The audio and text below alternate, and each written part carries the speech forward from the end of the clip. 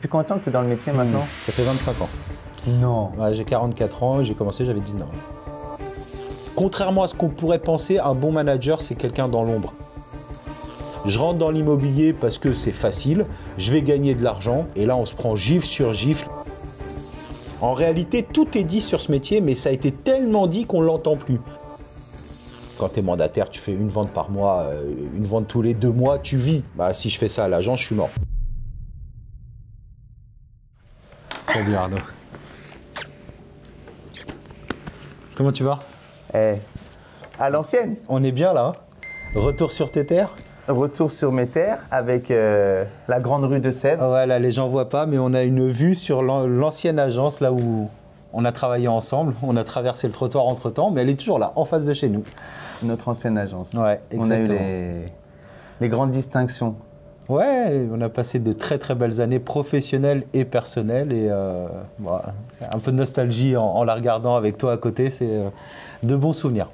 Et surtout qu'on est dans des magnifiques locaux. C'est ta nouvelle agence aujourd'hui, c'est ça? Oui, absolument. On a emménagé dans cette agence en 2019, quand on était encore franchisé Century 21. Donc c'est vrai qu'on a fait une belle agence. Et aujourd'hui, je suis vraiment fier de recevoir mes clients au 123 Grande Rue à Sèvres. Voilà, j'en profite pour faire un peu de pub. Les clients et les amis? Les amis, les clients, les collaborateurs qui sont la plupart du temps des amis aussi. Donc toute personne bienveillante est la bienvenue dans l'agence. Moi, je vais profiter de cette vidéo. On s'est dit, on a travaillé de quoi depuis, ça fait au moins depuis ce matin qu'on bosse. On a dû faire peut-être 8 heures continues à fond sur nos projets en commun. Absolument. Et on s'est dit, tiens, quand même, peut-être se poser un instant, 10 minutes, 15 minutes pour partager à ceux qui aiment suivre notre actualité. Pas forcément des éléments d'actualité, d'ailleurs, parce que chaque chose en son temps. Tu annonceras en temps voulu les éléments d'actualité, mais peut-être partager un peu une partie de nous, tout simplement. Avec plaisir.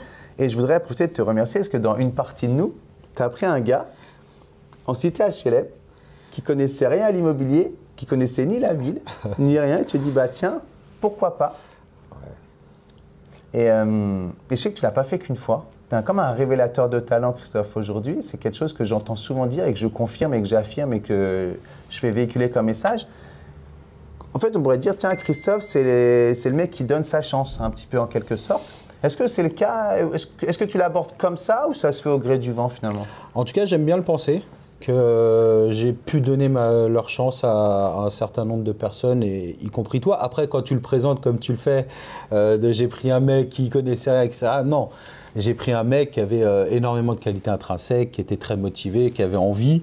Et je lui ai dit, écoute, mets-moi toutes ces qualités, cette motivation, cette envie, ce besoin d'autonomie dont tu parles souvent, qui était déjà effectivement révélé, mets-le au service d'une carrière dans l'immobilier, parce que je pense sincèrement, et je pense qu'on ne s'est pas trompé, que c'est un métier et une carrière qui te va parfaitement pour toutes ces raisons-là. Donc, feeling, ressenti, tu peux appeler ça comme tu veux, mais c'est vrai que j'aime bien. J'ai bien plus préféré travailler avec des gens qui étaient complètement vierges commercialement et leur donner leur chance, plutôt que quelqu'un qui était déjà performant, qui ne travaillait pas forcément avec ma vision des choses, qu'il aurait fallu, entre guillemets, déformater pour reformater. C'est un peu cru de parler comme ça, mais on se comprend. Non, je préfère effectivement prendre des gens qui ont envie, mais qui sont plutôt vierges commercialement, pour leur montrer une façon de travailler qui est la mienne, qui a fait ses preuves, qui est la tienne aujourd'hui et qui fait encore ses preuves. Et voilà, c'est effectivement... quand tu dis que je donne la chance aux gens, c'est ce que j'ai envie de faire en tout cas. Ouais, quand tu donnes ta chance aux gens, tu ne la donnes pas au hasard. C'est que tu détectes chez eux, comme tu dis, certaines qualités intrinsèques, du potentiel. Tu discutes avec eux, tu les découvres. Et toi qui connais parfaitement le métier, d'ailleurs, depuis combien de temps que tu es dans le métier maintenant? Ça fait 25 ans. Non. Ouais, j'ai 44 ans et j'ai commencé, j'avais 19 ans. Ça fait 25 ans, là, je fête ma 25e année dans le métier. Et l'agence, je l'ai montée en 2003, donc c'est la 21e année de l'agence. Rive droite, rive gauche, immobilier à Sèvres. Ouais. Dinosaure immobilier, c'est le synonyme de rive droite, rive gauche, immobilier? En fait, ce qui me fait vraiment plaisir en te disant ça, c'est pas pour être pompeux, dire ah, ça fait X temps, etc. C'est que vraiment, je suis pas lassé, je suis pas blasé, je suis pas je continue pas à faire ce métier parce que j'ai pas le choix ou machin. Je prends toujours autant de plaisir. Alors sur d'autres choses, hein, je vais pas te faire croire que d'aller faire du mailing, de la prospection physique, ce genre de choses, c'est encore dans mon quotidien régulièrement et que ça m'éclate. Mais le métier dans sa globalité me plaît toujours autant et c'est vrai que j'ai plein de projets dont on a parlé qui sont en train d'arriver et qui sont vraiment très intéressants. J'en parlerai plus tard en temps voulu. Mais c'est aussi parce que ce métier t'ouvre énormément de portes. Et d'ailleurs, tu en es le meilleur exemple. Je veux dire, tu as été conseiller, aujourd'hui tu es team leader, tu es formateur, tu as d'autres casquettes. Mais tout ça, ça a été grâce à ce métier de l'immobilier qui te permet d'ouvrir toutes ces possibilités, quoi. De toute façon, tous les deux, on se connaît depuis la plus petite enfance. On a toujours été passionnés par le foot. Et c'est un peu comme le foot, il y a le joueur, il y a l'entraîneur, il y a le préparateur physique, préparateur mental, il y a ceux qui gèrent le vestiaire, qui gèrent le matériel. Non, je rigole parce que quand on travaillait ensemble, petite anecdote, on ramenait toujours tout au foot. C'était quelque chose, le client c'était un tel, enfin bref, ça a toujours été notre leitmotiv. Mais c'est vrai, et d'ailleurs, tout comme au foot, tu peux être un excellent joueur et un très mauvais entraîneur, Dixit manager en immobilier. Tu peux être un joueur très moyen, mais un excellent sélectionneur, Dixit directeur d'agence, par exemple. Chaque poste dans ce métier a ses spécificités, ses qualités, et c'est pour ça que, pour en revenir à ce qu'on disait tout à l'heure, ce que j'adore, c'est vraiment essayer de déceler dans les personnes que je rencontre en entretien, quelles peuvent être, tu vois, un peu comme Luis Enrique en ce moment, qui va te positionner un joueur qui est censé être latéral gauche, il va le faire monter au milieu de terrain parce qu'il a cette vision où ses qualités seront plus mises en valeur à ce poste-là plutôt qu'à son poste de prédilection. Et voilà, dans l'immobilier, c'est des choses que j'aime bien. Tu vois, par exemple, moi, j'accorde énormément d'importance au poste d'assistante commerciale dans une agence immobilière, énormément. Pour moi, c'est vraiment le socle de l'agence.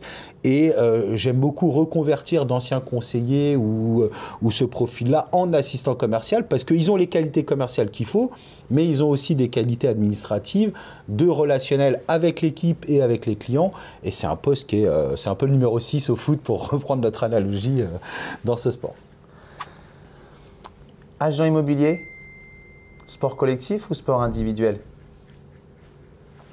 Non, c'est un sport collectif, mais avec un état d'esprit individuel. Donc là, c'est là où c'est les limites avec avec le foot. Il faudrait prendre un autre sport collectif où chacun... c'est un peu comme, tu vois, l'escrime en équipe, tu vois. C'est-à-dire que chacun mène son combat, mais dans l'intérêt collectif. Bah, c'est un peu ça, je pense, l'immobilier. C'est-à-dire que tu as ton taf à faire dans une équipe, mais tu ne peux compter que sur toi ou beaucoup sur toi. On en parlait hier avec un candidat qu'on recevait en entretien pour le faire rentrer dans notre réseau de mandataires, où tu lui expliquais, et je trouvais ça très très bien, que 80% de sa réussite va dépendre de lui. C'est-à-dire que nous, on va peut-être lui fournir les 20% les plus parfaits de son environnement professionnel, mais la plus grosse partie de sa réussite dépend de lui, et ça c'est très vrai dans l'immobilier, quoi. Donc, ta réussite dépendant de toi, c'est un sport individuel. Maintenant, tu fais partie d'un collectif, que ce soit sur une agence vitrée, dans un réseau de mandataires, tu fais quand même partie d'une organisation, quoi qu'il en soit, quoi. Ouais, donc finalement, c'est comme un sport collectif avec une très forte prédominance individuelle, ou alors un sport individuel avec une importance clé à l'environnement, les collègues de travail, l'écosystème de travail, en fait. C'est pas tout seul, mais comme, en fait, au tennis, tu joues 1 contre 1, ouais. Tu es tout seul, tu as juste l'entraîneur sur moi, c'est plus fort que ça. Mais ce n'est pas non plus le foot où on est 11 sur le même petit terrain. Ouais. Quoi. Oui, mais je le mettrais plutôt quand même en sport collectif parce que malgré tout, le résultat final, alors pour une agence, c'est vrai, peut-être un peu plus traditionnel, le résultat final qui compte, ça reste le résultat collectif. Si toi tu performes et que l'agence globalement ne performe pas, ça ne peut pas marcher. Alors que dans un sport individuel, bah, si toi tu es champion du monde mais que tes collègues ils sont nuls, ça marche quand même. Là, vraiment, plutôt collectif et avec des performances individuelles à mettre au service du collectif, quoi. Tu parlais de manager d'équipe, d'assistant d'équipe. Dans tous les cas, ça s'appelle un collectif. C'est vrai que absolument. Si on avait le choix qu'entre les deux, comme il n'y a pas la case sport hybride, c'est plutôt sport collectif quand même. Oui, absolument, absolument. Et c'est peut-être pour ça que nous, issus du foot, on a toujours trouvé notre place dans ce domaine qui est l'immobilier, la transaction immobilière. Oui. le management, enfin, je fais juste un petit focus là-dessus parce que j'en parle souvent dans les podcasts que je fais avec Michael sur la. Tiens, donne un mot à ceux qui regardent sur le podcast. Je vais mettre le lien autour de la vidéo. Ah, c'est gentil. Bah écoute, on a eu le plaisir de te recevoir, donc tu mettras, j'espère, le lien où on t'a reçu. Mais avec Michael Coelho, mon acolyte, on a un podcast qui s'appelle Dis-nous tout, on efface tout, où on reçoit des. Enfin, ils n'effacent rien du tout à l'arrivée. Hein. Ouais. C'est Dis-nous tout, on divulgue tout. Non, mais le titre, c'est juste pour que tu arrives, tu penses que tu peux tout dire et que ça va être effacé à la fin, mais qu'effectivement, en réalité, tout reste. Mais voilà, non, c'est très intéressant. On reçoit plein d'invités divers et variés qui viennent nous parler d'immobilier, mais pas que, comme on aime le dire. Et dans ces podcasts, c'est vrai que j'ai souvent accentué sur le fait que le terme de manager, que le métier de manager était galvaudé. Et voilà, c'est vrai que j'y tiens beaucoup parce que il y a un côté, pour moi, c'est un métier qui est très, très difficile, manager. C'est, je te disais tout à l'heure, le sélectionneur de l'équipe de France. C'est-à-dire que l'équipe gagne, c'est grâce aux joueurs. L'équipe perd, c'est à cause du sélectionneur. Le manager, c'est pareil. C'est un peu, contrairement à ce qu'on pourrait penser, un bon manager, c'est quelqu'un dans l'ombre. Il ne doit pas normalement prendre la lumière sur son équipe. Il doit faire performer son équipe, mais accepter que quand ça marche, ce soit eux qui brillent. Bien sûr que lui, il a un mérite, mais tout comme Didier Deschamps quand on a gagné la Coupe du Monde. Mais on a plus parlé de Mbappé que de Deschamps, tu vois, par exemple. Et d'ailleurs, quand on travaillait ensemble, quand on a eu les performances qu'on a eues, on t'a mis à l'honneur. Et Dieu sait, tu le sais à quel point ça m'a rendu fier. Mais on m'a aussi mis à l'honneur quelque part. Mais c'est bien toi qui a été récompensé, et c'est normal. Mais c'est ça, c'est ça qui me plaît, c'est-à-dire c'est un de nos mentors, enfin en tout cas un des miens qu'on a connu ensemble, Laurent Vimon, disait souvent qu'un manager, c'est celui qui grandit en faisant grandir les autres. Alors pareil, grande phrase qui peut être galvaudée, mais quand tu l'écoutes vraiment, tout est dit dans cette phrase. Et c'est bien plus difficile que ce qu'on peut penser. Et c'est là où souvent je dis que quand on est dans certains réseaux, tu recrutes 3 personnes et demie et qu'on t'appelle manager, ça me fait un peu saigner les oreilles et je trouve que ça galvaude complètement un métier qui pour moi est très noble dans ce domaine qu'est l'immobilier, quoi. On parlait de foot tout à l'heure, le terrain de jeu qu'on pourrait appeler immobilier, on peut tous y rentrer facilement, mais la plupart se brûlent les pieds ou se prennent les... Voilà, ils chutent, ils repartent tout de suite. Donc déjà, c'est un terrain extrêmement exigeant, avec une activité trop facile finalement. Et c'est vrai qu'il y a des grands termes comme ça utilisés, comme dit, de manière complètement galvaudée. Mais c'est un peu comme un chef d'entreprise en général. Souvent, on lui demande de partager les bénéfices quand il y en a. Par contre, quand il faut payer l'addition en cas de raté, il n'y a plus personne et c'est le seul à devoir payer l'addition. C'est le même. Tout seul. Ça, on en parlait souvent d'ailleurs avec Giorgio. Transmets les amitiés à Giorgio. Qu'on a eu le plaisir d'accueillir dans notre équipe, qu'on a formé également. Non, on ne va pas dire on. Tu as recruté Giorgio en alternance et aujourd'hui, les chefs d'entreprise de plusieurs agences similaires avec plusieurs services. Ouais, tu vois, c'est vraiment le genre de fierté. Tu vois, j'en parle même avec émotion. Pour moi, ma réussite, elle est là, tu vois. C'est contrairement à ce qu'on peut penser, c'est pas le but de garder que ce soit toi, Giorgio, etc.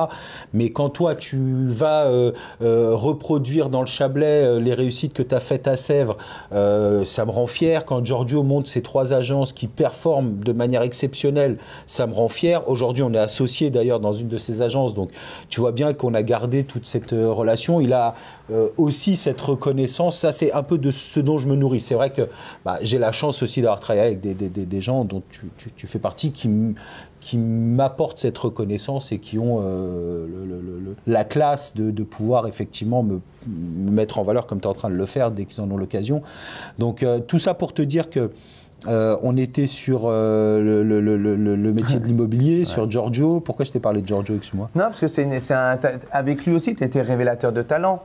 Et il y a plusieurs exemples. Et tu disais que tous ces talents que tu révèles dans le temps, et ils te le rendent bien, et ça nourrit ton besoin de reconnaissance, ta fierté intérieure, au travers ce que révèlent les talents que tu as détectés en amont, avec de la formation, de l'accompagnement, beaucoup d'écoute. Enfin, moi qui t'ai côtoyé pendant 11 années dans le même vestiaire, c'est beaucoup d'écoute, beaucoup de temps, de psychologie. C'est énormément de psychologie.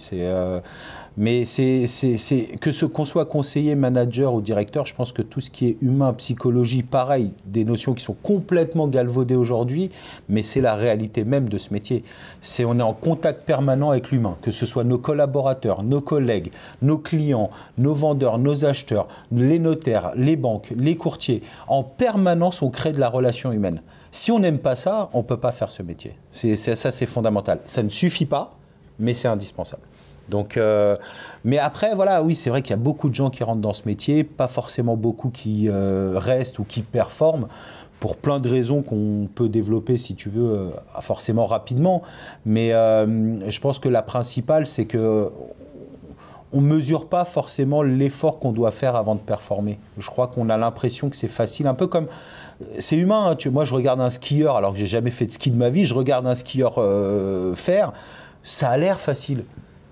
Mais ce que je sais maintenant de mon expérience, c'est que ça a l'air facile parce qu'il a travaillé des heures et des heures et des heures pour que ça ait l'air facile. C'est pas pour autant que ça l'est facile, loin de là. Ceux qui skient, parmi ceux qui vont nous écouter, savent à quel point c'est compliqué de bien skier. Et bien l'immobilier, c'est pareil. Avant d'avoir une maîtrise, j'allais dire totale, qu'on n'a jamais réellement, mais une maîtrise réelle de son métier, il y a des heures de pratique, il y a des heures d'entraînement, il y a des heures d'échecs, il y a des heures de réussite analysées, reproduites, avant de pouvoir dire « oui, aujourd'hui, je pratique mon métier correctement ». Et peu de gens sont prêts à faire ces efforts-là pour en arriver à ça. C'est-à-dire qu'on veut tous prendre des raccourcis en disant « je rentre dans l'immobilier parce que c'est facile, je vais gagner de l'argent ». Et là, on se prend gifle sur gifle et on se rend compte que c'est pas si facile que ça et qu'effectivement, on peut gagner beaucoup d'argent, soit, mais pas de manière facile. Il faut travailler, il faut aller le chercher. Voilà.